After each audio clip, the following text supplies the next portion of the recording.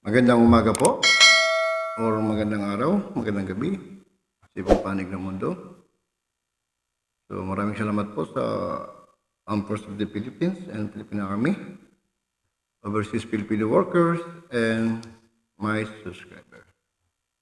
So ang latest po natin ngayon na update regarding sa Philippine Army, branch of service ng Armed Forces of the Philippines. So may start na po tayo. The Philippine Army commemorates 74th Battle of Yuldong Anniversary. Yung Battle of Yuldong Anniversary po sa South Korea noong panahon ng nagwara ang North at South Korea. Yung isang bansa ay naging dalawa, North at South. Start po tayo. Fort Bonifacio, Taguig City. The Philippine Army held a wreath-laying ceremony in commemoration of 74th anniversary of the Battle of Yuldong on 22 April 2025 at the Korean War Memorial, Pylon, Libingan ng mga Bayani, Fort Bonifacio, Taguig City. The event relieved the heroism of the 10th, 20th, 19th, 14th, and 2nd Battalion Combat Team or BCT. Ang BCT pong Battalion Combat Team ng araw.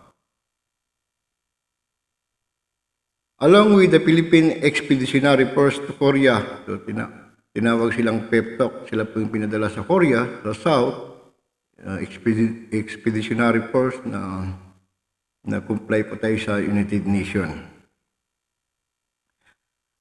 Philippine Expeditionary Force to Korea, PEPTOC, against the attack of Chinese communists and North Korean soldiers in South Korea during the Korean War. Diyan, ipapost po natin yung mga activities ng anniversary nila, pati yung mga speech ng mga General natin, Commanding General ng Philippine Army. The Commanding General Philippine Army, or CGPA, Lieutenant General Roy M. Galido, led the ceremony in honor of the living veterans and Filipino soldiers who braved unfamiliar territory and overwhelming opposing force during the Korean War. So, nagsalita siya, na siya nag-lead sa ceremony para sa mga Pilipino na sundalo na buhay pa ng mga veterano natin, living veteran, during sa Korean War. Kasi hindi masyadong matapang talagang sundalo natin. Hindi natin alam ang area, kung anong terrain doon, pero sabak pa rin. The families and descendants of the soldiers also graced the ceremony and received the CGPA appreciation for keeping the memory and heroism of the soldiers alive. So, nandun yung mga pamilya o mga dependents nila, mga direct dependents sa ceremony na ni-receive ni General Galido.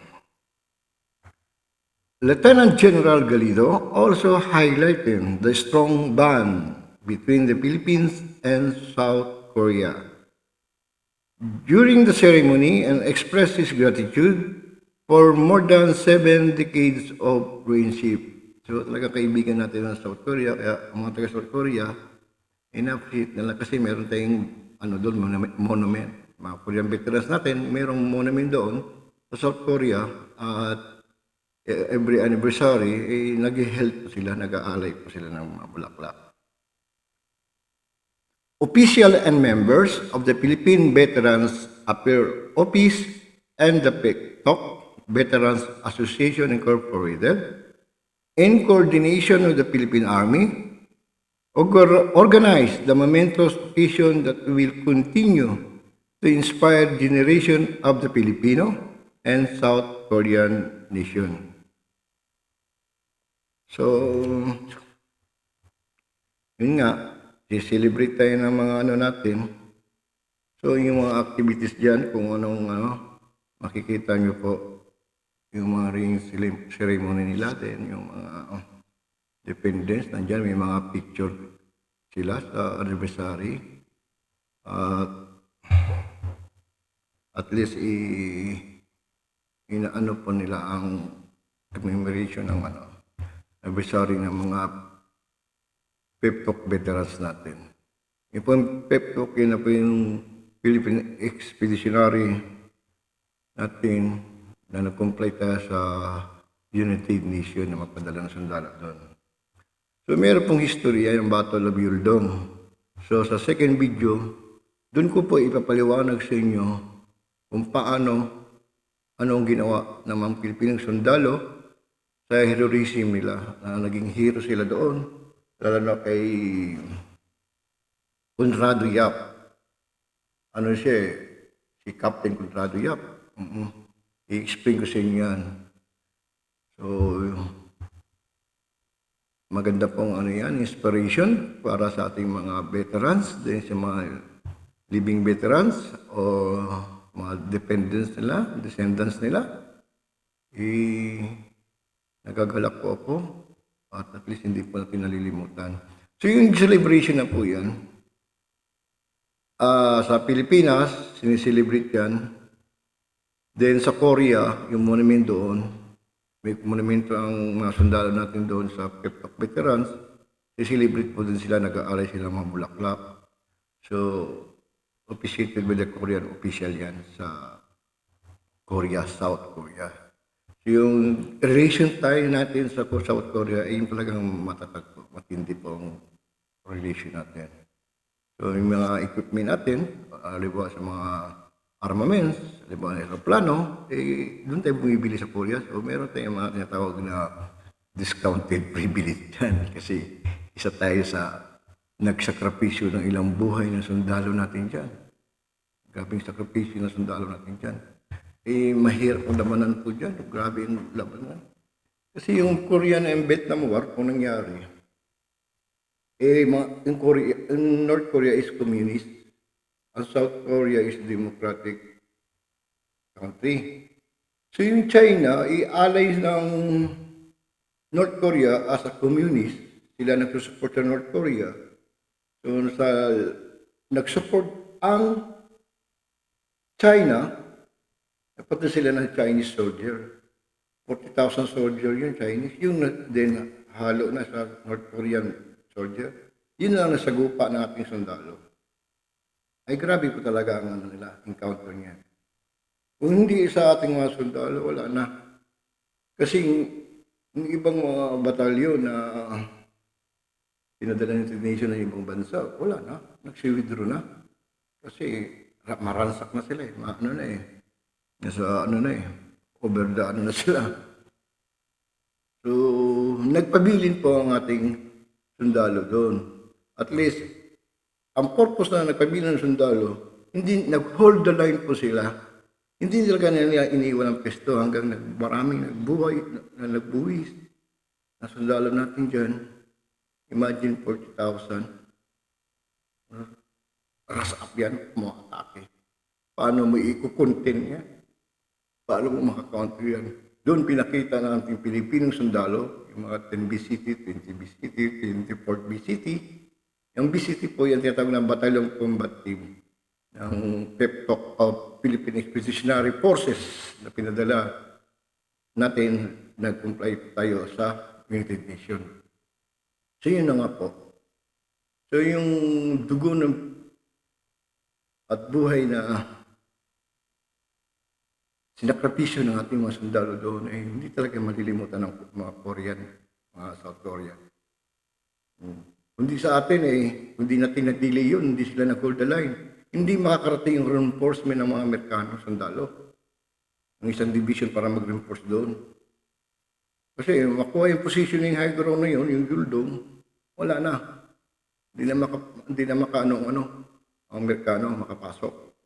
So na-hold the line yun, so mga ilang araw yung na-hold the line, at saka nakapasok na ang Amerikano, So, relief in place na agad ang Pilipino. Pero wala na. Tapos na ang encounter. Grabe na gera nila. Almost 40,000. So, relief in place na. So, evacuate ng mga mga wounded, yung mga killing action. So, doon nakita ng Amerikano na South Korean Army kung gaano katapang ang Pilipino. Hindi po maatras yan. Sundalan natin. Hold the line. Pag sinabi yung order sa kanya, hold the line po talaga yan. Bahala na, wala nang bala. Puka na lang ng arma. So, hatawin mo na ng baril mo kalaban. So, ang mangyayari niyan is hand-to-hand combat. Pero, imagine 40,000 Chinese soldiers, natalo nila. Withdraw ang kalaban. Paano ginawa yon?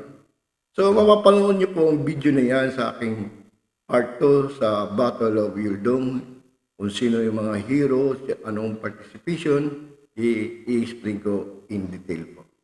So, ngayon, update lang po tayo sa Philippine Army. Salamat po, General Galido, sir. Commanding General of the Philippine Army and Armed Forces of the Philippines, General Browner, Chief of Staff, Secretary of National Defense, Siguro, maraming salamat po sa inyo. At sa ating mga living veterans, thank you for the service. Matatanda na yan, mga ulianin na yan. Veteran, veterano pa sa PIP, maulianin na yan, hindi natin mga kausap lumayos yan. So, inaalayo lang yan ng mga direct dependents sila o descendants nila. So, nandun sila ngayon sa nagagalak ako sa celebration at sa pag-alala sa mga sakripisyo nila. Hindi po basta ang buhay ng sundalo. It's a noble profession po yan. Noble po yan. Hindi po mamatatawaran ang servisyo. Kasi ang puhunan po dyan is life, buhay, dugo. So, kaya tinawag siya noble profession. So, maiksi lang po ang video natin. Na-explain ko na po sa inyo. So, nandyan ipopost po natin ang mga activities ng commemoration ng 74th Battle of Yildong sa South Korea. So, yun lang po. Short video lang po tayo. Maraming salamat. Thank you very much. At abangan niyo po ang next video, ang Battle of Yildong. Thank you very much. Goodbye.